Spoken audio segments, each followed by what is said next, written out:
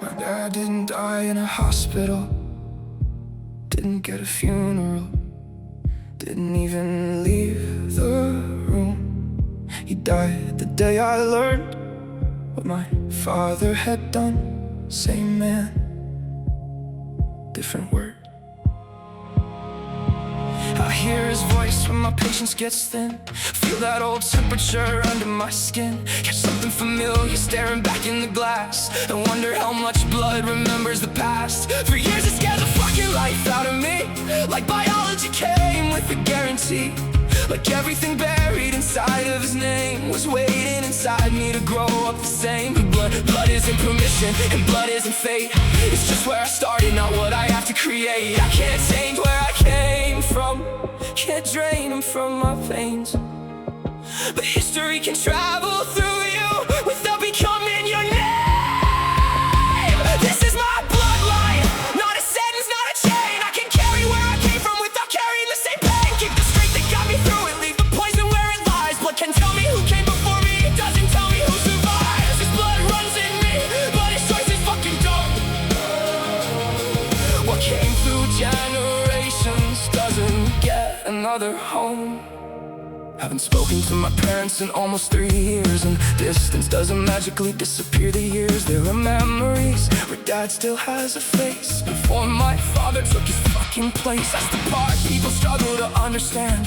I didn't lose every memory of that man, I lost the meaning attached to his name. One truth arrived and nothing stayed the same. I don't sit here burning with hate every night, don't need forgiveness to make this feel right. Dad simply stopped existing. What remained was blood, a biological fact. I didn't choose and don't have to. My dad died. My father did what he did. That's it. Same heartbeat, same body, same DNA, but the word dad meant something and he killed it. I don't need to carry hatred to keep that door closed. I don't need to pretend there's reconciliation waiting at the end of healing. Some relationships don't heal, they end, and sometimes ending them is how something else gets to live. Then my son held his daughter in his hands, 5.5 pounds, healthy, breathing, brand new. And suddenly I wasn't thinking about the man behind me, I was looking at the man in front of me. My boy, somebody's father now, holding the next branch of the same bloodline. Like the future weighed almost nothing at all. And fuck, that's when I understood the bloodline never needed to end, only the inheritance did. My father doesn't get hurt, his damage doesn't get hurt, his choices don't become some fucking family heirloom. She doesn't own the past 1 second of her future. My son doesn't have to become me, I didn't have to become him. This is the point where blood keeps moving, and the fucking pattern doesn't.